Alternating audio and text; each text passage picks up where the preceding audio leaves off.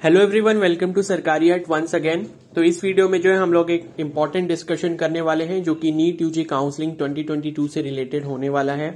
तो नीट की काउंसलिंग जो है जल्दी ही स्टार्ट होने वाली है। अभी तक कोई भी ऑफिशियल नोटिफिकेशन एनटीए और एमसीसी दोनों की तरफ से कुछ अभी कोई भी इन्फॉर्मेशन नहीं रिलीज की गई है। तो जैसी इन्फॉर्मेशन आएगी नीट का जो भी काउंसलिंग प्रोसेस होगा उसके ऊपर मैं आपको सारी इन्फॉर्मेशन प्रोवाइड करूंगा। तो जो भी इस चैनल पर नए हैं उन सभी से रिक्वेस्ट है कि चैनल को जरूर सब्सक्राइब कर लें और बेल आइकन को प्रेस कर लें। तो इस वीडियो में जो है हमारा डिस्कशन होने वाला है वो नीट की काउंसलिंग के बेसिस पर है। तो बेसिकली हम लोग ये डिस्कस करेंगे कि नीट की काउंसलिंग के बेसिस पे जो प्रीवियस ईयर एडमिशंस हुए थे बीएससी नर्सिंग कोर्स के लिए, तो जो टोटल कॉलेजेस थे वहां पर टोटल सीट्स कितनी थी और कैटेगरी वाइज सीट्स कितनी थी। तो बेसिकली हम प्रीवियस ईयर की जो फर्स्ट राउंड की काउंसलिंग हुई थी उससे पहले जो सीट मैट्रिक्स एमसीसी की तरफ से ऑफिशियली रिलीज की गई थी सभी उन कॉलेजेस के लिए जहां पर नीट की काउंसलिंग के थ्रू बीएससी नर्सिंग कोर्स में एडमिशन हुआ था। और इस साल जो है कॉलेजेस आपके इंक्रीज हो रहे हैं, उस पर मैं जल्दी ही वीडियो बनाऊंगा, ठीक है। क्योंकि आईपीयू जो है इंद्रप्रस्थ यूनिवर्सिटी, तो वो भी जो काउंसलिंग है वो नीट के थ्रू करवाएगी बीएससी नर्सिंग कोर्सेज के लिए, ठीक है। तो यहां पर आप देख सकते हो ऊपर इस ये जो पीडीएफ इसमें लिखा है final seat matrix for round 1 BSc nursing 2021, ठीक है। BSc nursing all India, BSc nursing Delhi NCR, BSc nursing Delhi NCR CW quota, Delhi NCR children और widows of personnel of the arm forces CW quota, ठीक है।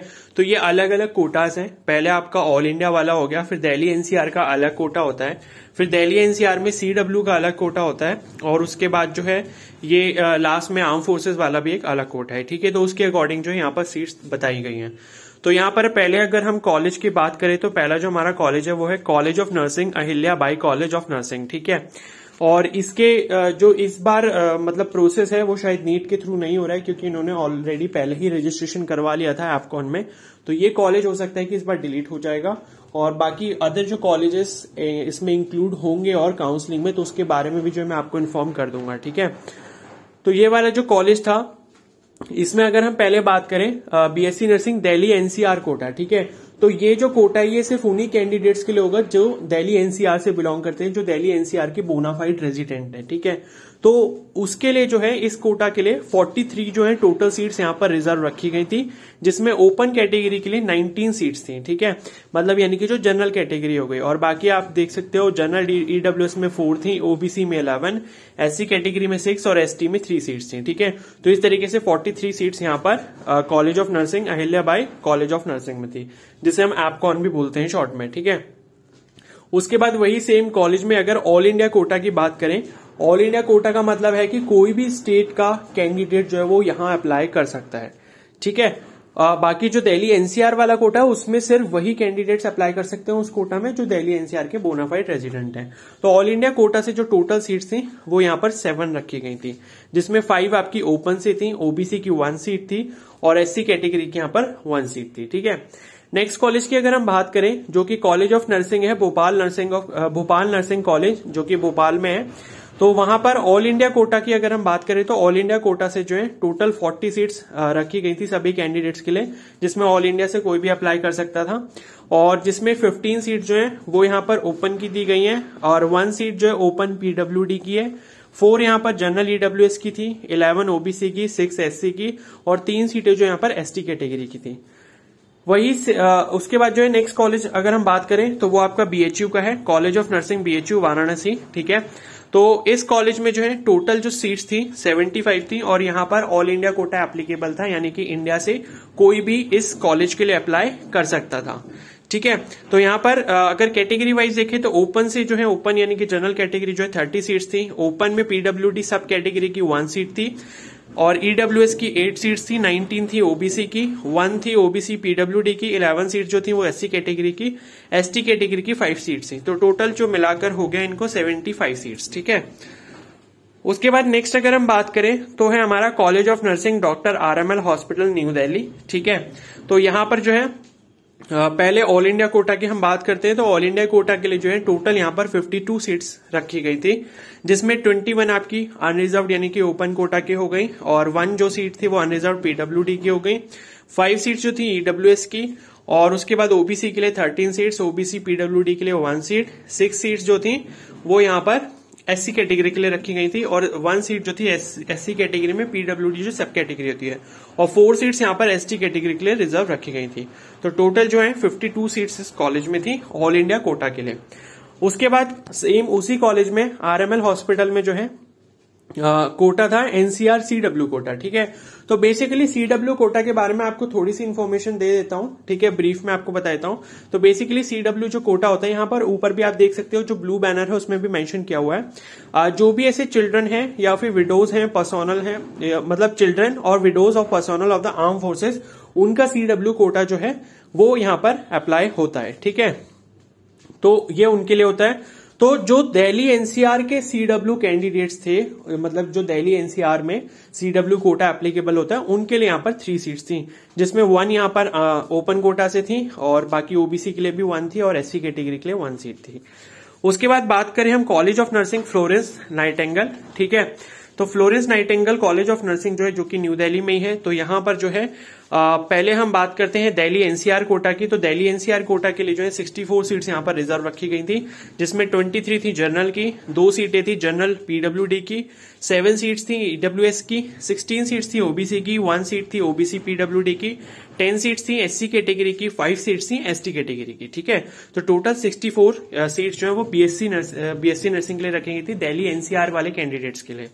उसके बाद सेम उसी college में Florence Nightingale college of nursing जो है, तो उसी में अगर हम ऑल इंडिया कोटा की बात करें तो सिर्फ 10 सीट्स थी ऑल इंडिया कैंडिडेट्स के लिए, जिसमें आप देख सकते हो 4 जो सीट्स हैं वो जनरल कैटेगरी के लिए हैं, 1 जो सीट है वो ओबीसी के लिए नहीं ईडब्ल्यूएस के लिए है, 3 जो है ओबीसी के लिए है, 1 जो है एससी के लिए और 1 सीट जो है एसटी कैटेगरी के लिए।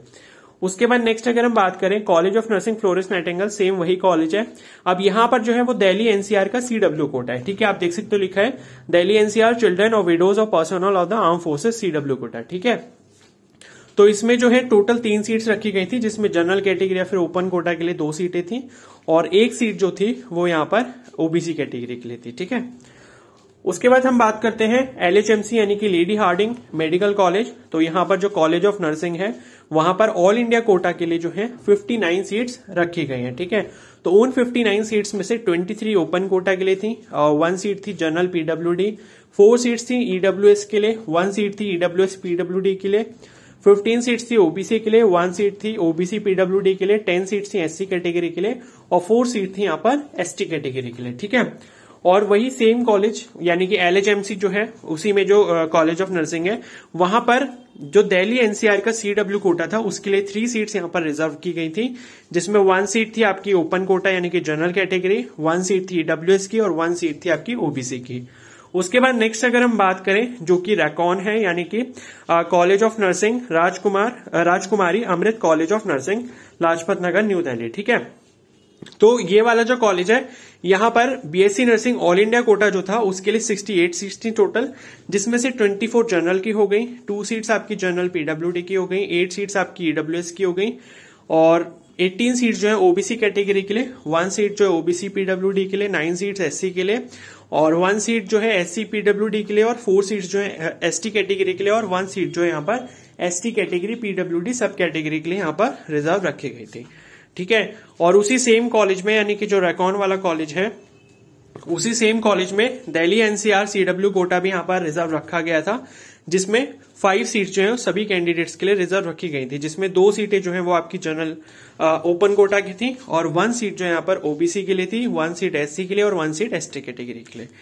ठीक है, उसके बाद हमारा लास्ट जो कॉलेज है वो है आपका Safdarjung hospital college of nursing.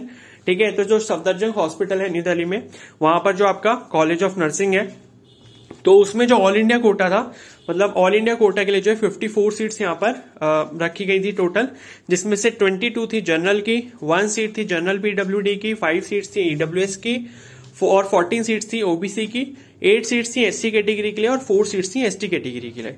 Last अगर हम बात करें तो वही सेम कॉलेज में दिल्ली एनसीआर सीडब्ल्यू कोटा के लिए सीट्स रिजर्व रखी गई थी और 1 सीट जो है रिजर्व की गई थी यहाँ पर ओपन कोटा से।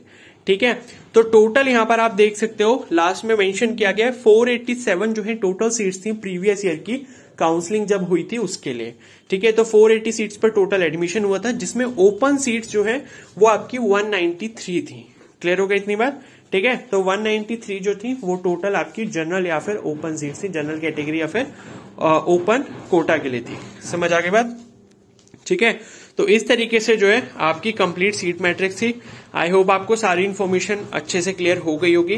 तो एक आइडिया आपको लग गया होगा कि मतलब टोटल सीट्स कितनी है और बाकी जो कट ऑफ रैंक गई थी और मार्क्स जो थे पिछले साल के जिस पर बीएससी नर्सिंग जो है बीएससी नर्सिंग में एडमिशन मिला था, तो वो भी जो है आप एक बार जरूर देख लें, ठीक है। तो उसका जो लिंक है वीडियो का वो मैंने कमेंट सेक्शन में पिन किया हुआ है, आप उस वीडियो को भी जाकर चेकआउट कर सकते हैं।